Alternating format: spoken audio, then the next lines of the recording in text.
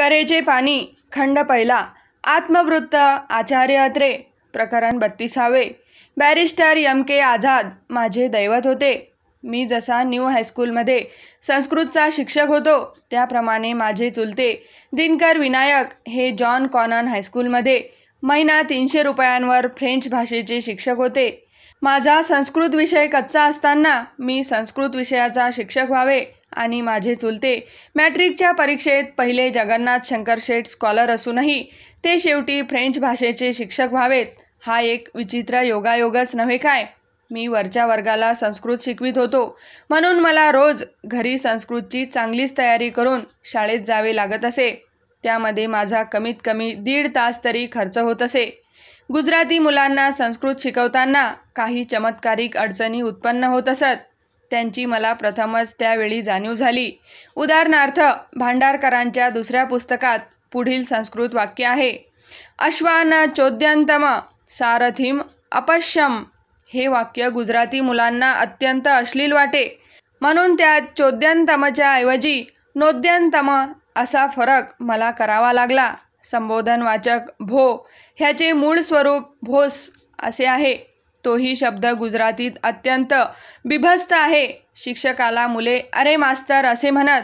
ते ऐकून सुरुवातीला मी अतिशय चिडत असे, पण मागाहून मला समजले की गुजरातीत अरे म्हणजे अहो. एकदा एक गुजराती मुलगा आपली शेंडी टोपी बाहेर काढून बसलेला होता. तेव्हा मी त्याला रागाने विचारले, व्हॉट इज धिस? तेव्हा तो मुलगा उत्तरला, साहेब आ मारी चोटली छे. तेव्हा तो काहीतरी गलिच्छ बोलतो आहे असे समजून मी त्याच्या डोक्यावर जोराने टप्पल मारली. मागाहून माझी चूक माझ्या लक्षात आली. गुजराती भाषेत शेंडीला चोटली असे म्हणतात. येथे जाता जाता अशीच एक दुसरी गुजराती भाषेची गंमत सांगण्यासारखी आहे. एक दिवस आमच्या इमारतीत एक मराठी बाई पाणी भरत होती आणि शेजारी एक गुजराती माणूस आंघोळ करीत बसला होता. तेव्हा मराठी बाईने आपली भरलेली घागर डोक्यावर उचलून देण्यासाठी म्हणून त्या गुजराती गृहस्थाला विनंती केली. तेव्हा तो गुजराती माणूस आपल्या भाषेतून तिला म्हणाला, हूँ केम नवरो छू के. त्या बाईला वाटले की तुला घागर उचलून द्यायला मी काय तुझा नवरा आहे काय, असे तो गुजराती माणूस आपल्याला म्हणाला. तेव्हा तिने रागारागाने ती गोष्ट आपल्या नवऱ्याला जाऊन सांगितली.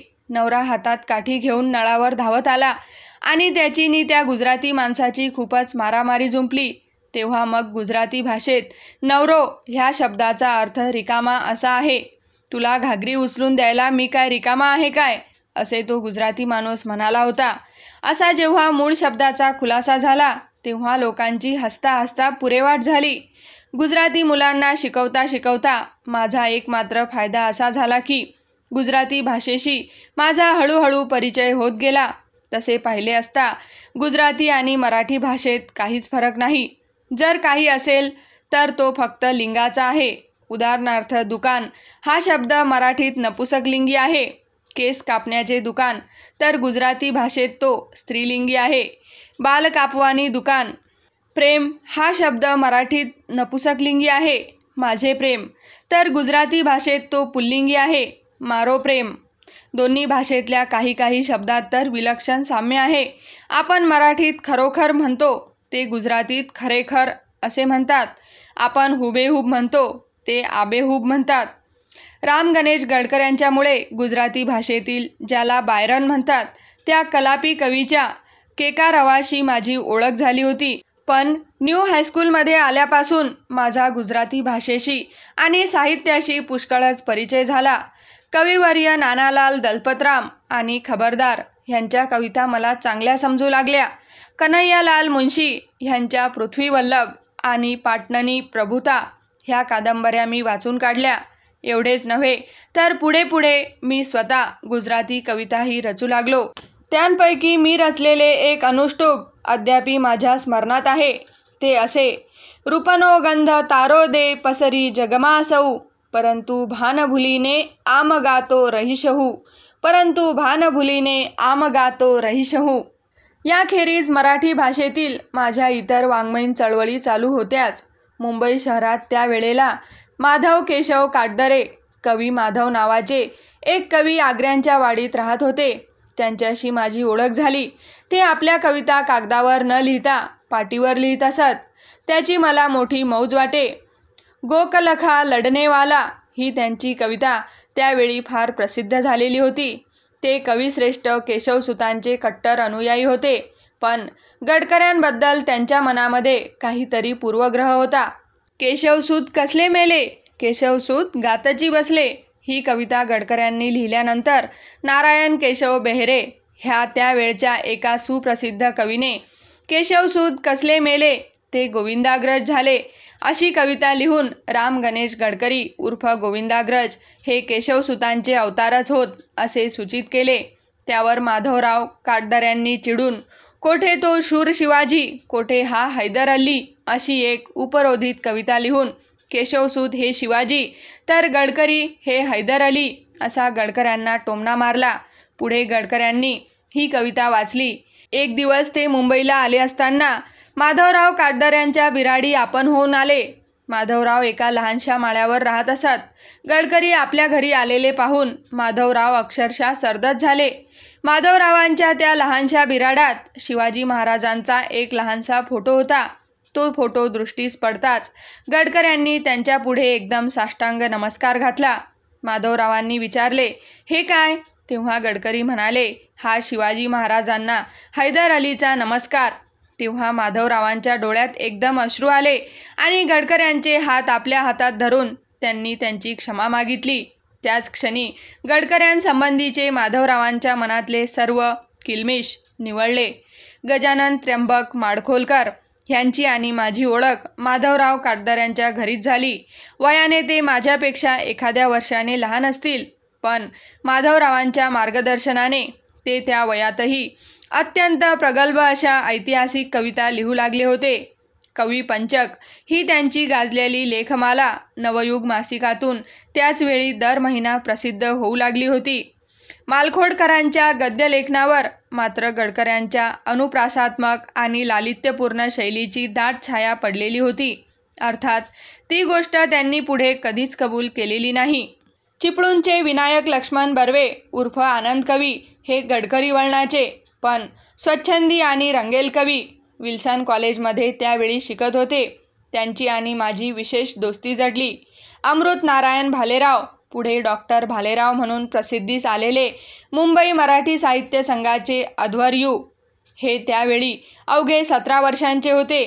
आंग्रेवाडी शेजारी त्यांचा बैठा बंगला होता. श्रीमंत कुळात ते जन्माला आलेले होते, त्यामुळे आर्थिकदृष्ट्या त्यांची स्थिती उत्तम होती. असे असूनही तशा तरुण वयात त्यांना इतर अनिष्ट नादांपेक्षा वाङ्मयाचा नाद विशेष जडावा ही अत्यंत कौतुकास्पद गोष्ट होती. त्यांनी त्या काळी अरविंद नावाचे एक मासिक सुरू केले होते. त्या मासिकाच्या पहिल्या अंकात मी म्हणजेच केशवकुमार आणि कवी आनंद ह्या दोघांनी मिळून एक कविता केली. तिच्या पहिल्या 2 ओळी आठवतात त्या अशा, आहा उमलले अरविंद उधळीत विश्वावर गंध. आहा उमलले अरविंद उधळीत विश्वावर गंध ह्या कवितेच्या खाली आम्ही दोघा कवींनी नंदकुमार असे संयुक्त नाव छापलेले होते. भालेरावांचे हे मासिक पुढे काही वर्षे उत्तम तऱ्हेने चाललेले होते. दादरमध्ये त्यावेळी गडकऱ्यांच्या काही तरुण भक्तांनी गोविंदाग्रज मंडळ स्थापन केले होते. त्यात मो. ब. देशमुख, भा. र. कद्रेकर आणि कुर्लेकर हे प्रमुख कार्यकर्ते होते. ह्या मंडळाने प्रसिद्ध केलेल्या एका काव्यसंग्रहात माझ्या 5-6 कविता छापून आल्या होत्या. ह्या मंडळाच्या विद्यमाने 1920 आणि 1921 ह्या दोन्ही वर्षी गडकर यांच्या पुण्यतिथ्या मोठ्या थाटामाटाने साजऱ्या केलेल्या मला आठवतात. पहिली पुण्यतिथी दादर येथे झाली. तिचे अध्यक्ष प्रिन्सिपल दा. ग. पाध्ये हे होते. प्रिन्सिपल पाध्ये यांना गडकऱ्यांची काही एक माहिती नव्हती. त्यामुळे प्रेमसन्यासात सिंधू नी एकच प्यालात गोकुळ ही पात्रे ढकलून स्वतः गडकऱ्यांना देखील न साधलेला विनोद त्यांनी आपल्या भाषणात निर्माण केला. या सभेत गडकऱ्यांच्या काही आठवणी मी सांगितल्या. ते माझे मुंबईमधले पहिले जाहीर भाषण होते. ते काही विशेष चांगले झाले असे मला त्यावेळी वाटले नाही. कवी वसंत विहार यांनी गडकऱ्यांच्यावर एक जवळजवळ गद्यात्मक कविता लिहून श्रोत्यांच्या भावना उद्दीपित करण्यापेक्षा हास्यरसातच भर टाकली. त्यांच्या त्या कवितेचा प्रारंभ मला आठवतो तो असा, गडकरी झरी नसते कसे असते मग राजहंस हे काव्य मनोहर कुणी लिहिले असते? सदर कवितेचे ध्रुवपद जेव्हा कवी म्हणू लागत तेव्हा सारे श्रोते त्यांच्या आवाजात आवाज मिसळून कसे असते असा एकच हल्लकल्लोळ करायचे. पुढे पुढे ते काव्य म्हणणे श्रोत्यांनी त्या कवीला अशक्य करून सोडले. दुसऱ्या वर्षीची गडकरी पुण्यतिथी चायना बागेत शिवराम महादेव परांजपे ह्यांच्या अध्यक्षतेखाली साजरी झाली. त्यावेळेला श्रोत्यांची एवढी गर्दी जमली की ती आवरता आवरता चालकांच्या नाकी नऊ आले. गोविंदाग्रज मंडळाचे एक उत्साही सभासद श्री कुर्लेकर हे श्रोत्यांना शांत करण्यासाठी म्हणून तरातरा व्यासपीठावर चढले आणि बालगंधर्वाच्या लाडिक अभिनयाने आणि बायकी आवाजात श्रोत्यांना म्हणाले, खरंच तुम्ही माझ्यासाठी तरी शांत राहणार नाही का हो? अग्ग बाई ग, असा श्रोत्यांनी प्रचंड ओरडा केला आणि त्यानंतर हास्याचा जो गगनभेदी कल्लोळ उठला तो अद्यापही माझ्या स्मरणातून गेलेला नाही. त्या हास्य कल्लोळात श्री कुर्लेकर हे जे कुठल्या कुठे वाहून गेले ते पुन्हा कुठल्याही व्यासपीठावर जाहीरपणे प्रकट झालेले मी आज तगायात पाहिले नाहीत. अध्यक्ष शिवरामपंत परांजपे यांनी अत्यंत काव्यमय आणि भावनाप्रधान भाषण केले खरे, पण त्यांच्या भाषणात गडकऱ्यांच्या वक्तव्याशी नि नाट्याशी त्यांचा जवळजवळ मुळीच परिचय नव्हता असे म्हटले तरी चालेल. गडकऱ्यांच्या राजसन्यास नाटकाचा नाममात्र उल्लेख करून ते आपल्या समारोपाच्या भाषणात म्हणाले, आम्हाला राजसन्यास नको आहे, आम्हाला राज्योपभोग हवा आहे. शिवरामपंतांचे इतके निराशाजनक भाषण मी आयुष्यात कधी ऐकले नसेल. त्या वर्षी मुंबईच्या नवयुग मासिकाने गडकऱ्यांचा एक खास अंक काढला. त्यावेळचे नवयुगचे संपादक माझे मित्र गणेश विठ्ठल कुलकर्णी हे होते. त्यांच्या आग्रहावरून मी त्या खास अंकात गडकऱ्यांच्या 23 आठवणी लिहिल्या. गडकऱ्यांच्या व्यक्तिगत आणि वाङ्मयीन जीवनावर प्रथमच नवीन प्रकाश टाकणारा मराठी भाषेतला तो पहिलाच लेख होता. त्या लेखाने मराठी वाचकांमध्ये खूपच खळबळ उडाली. गडकऱ्यांच्या वाग्वैजयंती या समग्र काव्यसंग्रहाची हस्तलिखित प्रत त्याचे बंधू श्री शंकर गणेश उर्फ मंजूबाळ यांच्या सांगण्यावरून मी तयार केली. त्याप्रमाणे गडकऱ्यांच्या राजसन्यास या नाटकाच्या आरंभी जोडलेला प्रास्ताविक गद्यभाग त्यांच्या हस्तलिखित टिपणावरून मी स्वतः तयार केला. सदर पुस्तकाच्या छापील आवृत्तीत त्या मजकुराखाली माझे नाव छापण्यात येऊ नये असे मी मुद्दामच प्रकाशकांना बजावले होते. गडकऱ्याच्या भावबंधन नाटकाचा पहिला प्रयोग मुंबईमधल्या बॉम्बे थिएटरात एका रविवारी दुपारी करण्यात आला. त्या प्रयोगाच्या प्रसिद्धीचे काम अच्युतराव कोल्हटकर यांच्या संदेशपत्रात त्यावेळी मीच केले. पहिल्या प्रयोगात श्री दिनकर पांडुरंग ढेरे ह्यांचे कामण्णाचे काम लोकांना अतिशय आवडले. तेव्हापासून त्यांचे नाव दिनकर कामण्णा असे पडले. मी आता माझ्या कायद्याच्या अभ्यासाच्या प्रगतीकडे वळतो. सकाळ संध्याकाळ शिकवण्या, दुपारी शाळा, उरल्यासुरल्या वेळात वर सांगितलेल्या वाङ्मयीन चळवळी यामुळे कायद्याच्या पुस्तकांना स्पर्श करण्याला सुद्धा मला वेळ मिळणे शक्य नव्हते. मग त्यांचा अभ्यास करण्याची तर गोष्टच निराळी. दिवाणी कायद्यापेक्षा मला फौजदारी कायद्याची विशेष आवड होती. आपण नामांकित फौजदारी वकील किंवा बॅरिस्टर व्हावे अशी विलक्षण महत्त्वाकांक्षा त्यावेळी माझ्या डोक्यात शिरली होती. एवढ्यासाठी त्यावेळी मुंबई हायकोर्टामध्ये जे फौजदारी खटले चालत ते शाळेतून मुद्दाम रजा घेऊन ऐकत बसण्याचा त्यावेळी मला विलक्षण नाद जडलेला होता. मुंबई हायकोर्टाच्या क्षितिजावर त्यावेळी बॅरिस्टर M.K. आझाद हा एक अत्यंत तेजस्वी तारा उदयाला आलेला होता. प्रत्येक फौजदारी खटल्यात, मग तो खटला खुनाचा असो वा बलात्काराचा असो, आरोपीची निर्दोष म्हणून सुटका करण्यात त्यांचा विलक्षण हातखंडा असे. दिसायला ते अत्यंत तेजस्वी आणि सुंदर असत. त्यांचे व्यक्तिमत्व अत्यंत प्रभावी आणि आकर्षक असे. इंग्रजी भाषेतील त्यांच्या वक्तृत्वाला तर तुलनाच नसे. आपल्या खांद्यावरचा काळा वकिली झगा ऐटीने सावरल्यासारखा करून ते जेव्हा आरोपीच्या बचावाचे शेवटचे भाषण करावयाला उभे राहत आणि milord and gentlemen of the jury असे उद्गार खणखणीत स्वरात जेव्हा त्यांच्या तोंडातून निघत तेव्हा कोर्टात जमलेल्या लोकांच्या सर्वांगावर रोमांच उभे राहिल्याखेरीज राहत नसत. हायकोर्टातील त्यांचा कोणताही खटला ऐकण्याची संधी मी कधीही चुकवीत नसे. त्यांचे भाषण ऐकताना आपण गॅरिक किंवा गणपतराव जोशी या नटश्रेष्ठाचे एखाद्या नाटकातले भाषण ऐकतो आहोत की काय असा भास होत असे. असा प्रभावी वकील मुंबई हायकोर्टात आजपर्यंत दुसरा झालेला नाही आणि मी तर माझ्या आयुष्यात दुसरा पाहिलेलाच नाही. सध्याचे ॲडव्होकेट AFS चारी हे आझादांचे शिष्य होते. ते पुष्कळदा बॅरिस्टर आझादांची आठवण करून देतात. बॅरिस्टर आझाद यांनी एक वेळ मुंबई शहर अक्षरशः गाजवले. लोकप्रियतेचा आणि पैशांचा त्यांच्यावर अपरंपार पाऊस पडला असे म्हणावयास हरकत नाही. त्या यशाची धुंदी त्यांच्या डोक्यात इतकी चढली की दारूचे भयंकर व्यसन त्यांना पुढे जडले आणि अखेर त्यातच त्यांचा नाश झाला. त्यांच्या जीवनाची अद्भुतरम्य कथा या ठिकाणी थोडीशी सांगण्यासारखी आहे. मुंबईला शिराजी नावाचे एक कोट्याधीश इराणी आगबोटीचे व्यापारी होते. त्यांना 17 वर्षांची अप्सरेसारखी सुंदर अशी एक मुलगी होती. ती दुर्दैवाने आपल्या मोटार ड्रायव्हरच्या प्रेमात पडली आणि एके दिवशी दोघांनी लोणावळ्याला जाऊन गुप्त रीतीने निकाह लावला. बाप कोट्याधीश आणि एकुलत्या एका मुलीने मोटार ड्रायव्हरशी लग्न लावले. त्यामुळे मुंबई शहरात प्रचंड खळबळ माजली. सदर लग्न बेकायदेशीर असल्यामुळे ते रद्द करण्यात यावे म्हणून शिराजीने बॅरिस्टर आझाद ह्यांच्याकडे तो खटला सोपविला. आझाद यांनी तो खटला जिंकला आणि ड्रायव्हरशी झालेले त्या मुलीचे लग्न रद्दबातल ठरवले. हे सांगावयास नकोच, पण या खटल्यामधून एक निराळेच प्रकरण उद्भवले. ते असे की स्वतः बॅरिस्टर आझाद हे त्या मुलीच्या प्रेमपाशात पडले आणि थोड्याच दिवसांनी उभयतांचे लग्न लागले. त्या दोघांचा संसार पुढे काही दिवस सुखाने चालला. त्यांना त्या संबंधापासून जी एक मुलगी झाली तिला पुढे टाइम्स ऑफ इंडियाने ठेवलेले सौंदर्याचे पहिले बक्षीस मिळाले. त्यानंतर पुढे बॅरिस्टर आझाद ह्यांना दारूचे भयंकर व्यसन जडल्यामुळे त्यांच्याबरोबर संसार करणे हे त्यांच्या बायकोला अशक्य झाले. उमर सोबानी नावाचा मुंबईचा एक लक्षाधीश गृहस्थ कायद्याच्या कामासाठी वारंवार आझादांच्या घरी येत असे. तो मिसेस आझादांच्या प्रेमपाशात पडला. त्याने तिला सांगितले, तुझा नवरा अत्यंत हुशार असला तरी अतिशय व्यसनी आहे. अशा माणसाबरोबर संसार करण्यात काय अर्थ आहे?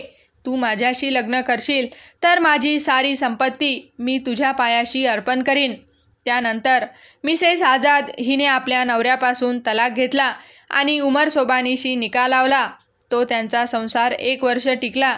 एके दिवशी सकाळी उमर सोबानी हे आपल्या बिछाण्यात अकस्मात रीतीने मरण पावलेले आढळले.